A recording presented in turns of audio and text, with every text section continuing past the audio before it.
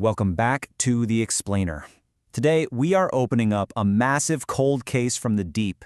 You know, when you hear the word Megalodon, you probably instantly think of exaggerated summer blockbusters, right? It's super easy to write it off as just another Hollywood fiction. But as we start examining the evidence like real detectives, the undisputed reality is that this absolutely wasn't a myth. This thing was the ultimate apex predator of the prehistoric oceans. So let's trace the incredible rise and the honestly highly suspicious fall of this oceanic titan. Here's the core mystery. For millions of years, one 60-ton predator completely ruled the oceans. I mean, literally shaping entire marine ecosystems. And then it just vanished. Poof. How does an invincible apex predator disappear from the fossil record without a single trace? Was it some global cataclysm? Did it just starve? Let's review the clues and solve one of the greatest mysteries of the natural world. Okay, part 1, the prehistoric ocean's apex. Let's dive right in. Let's pull up our primary suspect's biological profile, Odotus megalodon. That literally translates to big tooth. It was a colossal, extinct species of macro shark. And make no mistake about it, this was a highly evolved, highly successful killer that sat firmly at the very top of the food chain. Moving on to part 2, the scale of a monster. To really understand the physical scale of this creature, we've got to compare it to our modern standard for oceanic terror, right? The great white shark. A big great white maxes out around 6 meters and maybe 2.5 tons. But the megalodon, we are talking an average length of 15 meters, maxing out at a staggering 20, and the weight, an estimated 50 to 60 tons. Our modern apex predator is, well, kind of a lightweight in comparison. Oh, and while great whites hunt seals, the megalodon was out there actively hunting actual whales. Let's anchor that massive scale to something you see every day.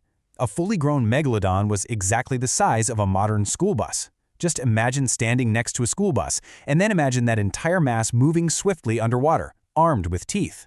A body that massive requires thousands of pounds of food on a regular basis just to sustain basic biological functions. Just take a second to pause on this number. 60 tons of vertebrate muscle and cartilage dominating the prehistoric seas. It's an almost unimaginable mass, and it was perfectly engineered for hunting. Which brings us to part 3, weapons of absolute destruction. So because sharks have cartilaginous skeletons that decompose super rapidly, they rarely leave behind full bones.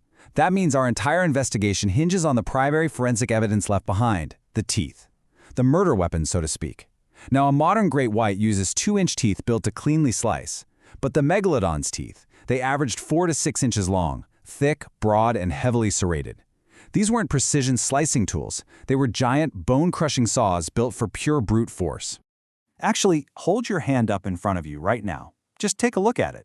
A rare 7-inch Megalodon trophy tooth is roughly the size of an adult human's entire hand.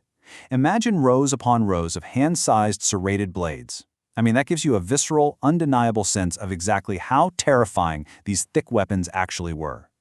And the force behind those blades? Up to 40,000 pounds per square inch. That is enough mechanical pressure to instantly crush a small whale's skull or rib cage in a single bite. Absolutely wild. So we've reviewed the physical evidence, we have our suspect's profile. A 60-ton killing machine with hand-sized teeth and a 40,000 psi bite force. Which brings us right back to our central suspicious claim. How does an unstoppable force of nature just disappear from the face of the earth? Let's check out part 4. The perfect extinction storm. The timeline of this cold case is incredibly vast. At 23 million years ago, during the early Miocene, the Megalodon makes its evolutionary debut. Fast forward to 6 million years ago, and we see the rise of smaller, agile competitors. And finally, 3.6 million years ago, during the Pliocene epoch, the fossil record suddenly just stops flat. The Megalodon goes extinct, over 3 million years before modern humans ever even walked the Earth.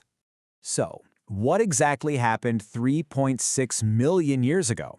Well, we have to dismiss the claim of a sudden disaster. There was no asteroid. There was no single smoking gun. Instead, the forensic evidence points to a perfect storm of environmental shifts.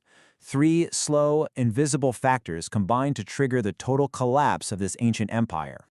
The crucial point lies right here in these 3 fatal blows. First up, cooling oceans. As global temperatures dropped, sea levels fell. The warm, shallow coastal waters where megalodons safely raised their young completely disappeared. Second, prey migration. Baleen whales, the megalodon's massive primary food source, adapted to the cold and migrated to freezing polar waters. The warm water megalodons simply couldn't follow them. And third, new competition. The rise of faster, more adaptable predators like modern great whites and early killer whales outcompeted the giant sharks for whatever dwindling food resources remained. Basically, the changing climate literally starved the megalodon out of existence. The case file is clear. As it says right here, the extinction wasn't caused by a single cataclysmic event, but rather a perfect storm of environmental shifts. A bigger, scarier monster didn't come along and eat the megalodon. The true ultimate predators were a changing climate and the relentless march of biological adaptation. Which leaves us with one final provocative thought to close out our investigation today. If the ocean's most invincible 60-ton predator, an absolute marvel of evolution with literally no natural enemies, couldn't survive a shifting climate and changing ocean temperatures, what does that mean for the apex predators of today? It's a fascinating and honestly kind of sobering question, one that proves just how powerful and unpredictable our planet's environment truly is. Thanks for joining me on this explainer, and remember, keep questioning the evidence around you.